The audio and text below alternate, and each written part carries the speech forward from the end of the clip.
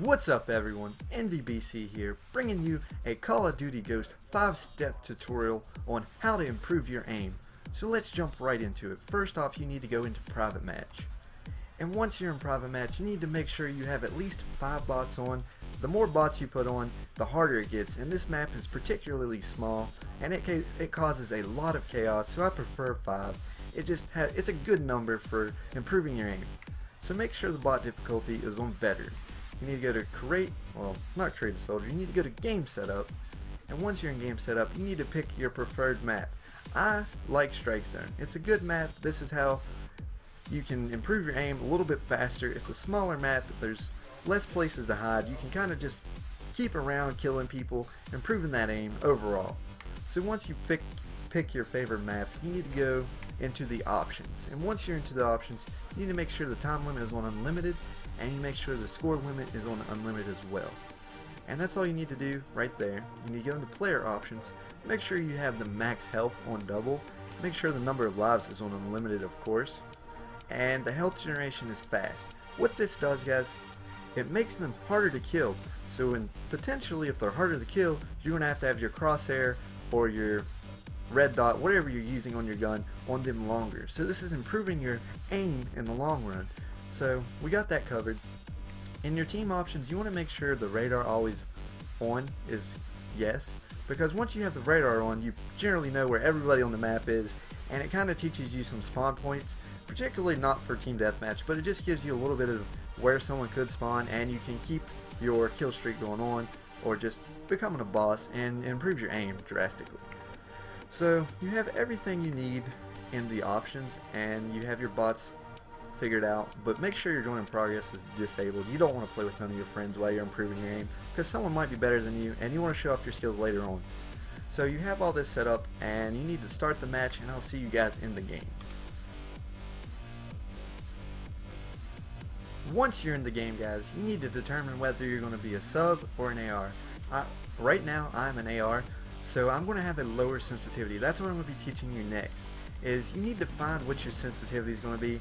Generally, people that use ARs have a lower sensitivity.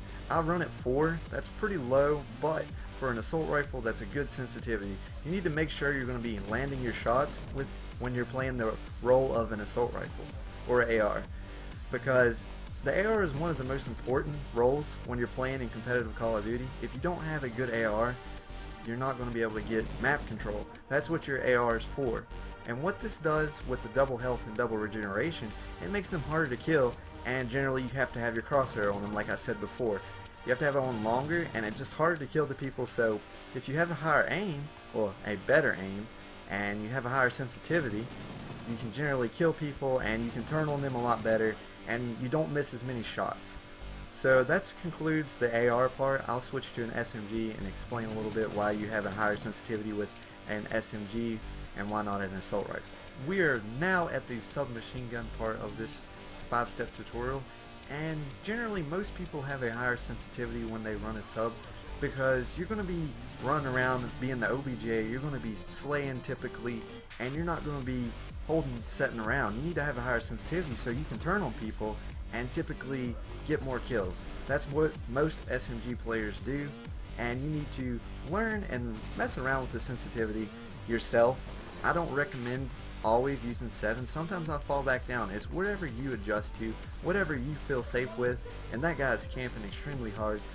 So once you figure out all your sensitivity issues and everything else, we'll conclude to the next part of this tutorial. Now you are at the control freaks part, and this is pretty much self-explanatory, guys. I just recommend buying a pair of control freaks. Right now I'm using the Vortex ones, and all control freaks that are part of the FPS first person shooter tier all improve your accuracy by adding 40% more range to your joystick.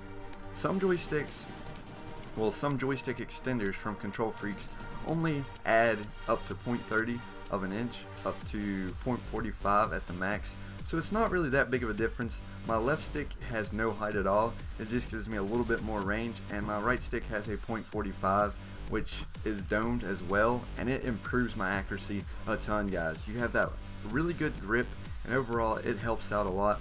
I do recommend them. I will leave the code that I used in the bottom of the description.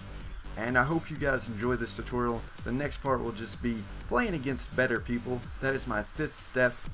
For the final part of this tutorial, step number 5, you guys just need to play against people that are hosting the games. That gives you a little bit of a better shot because you'll be trying to beat the host on their shot, and if they have really good upload speed, they're going to be beating you to the jump.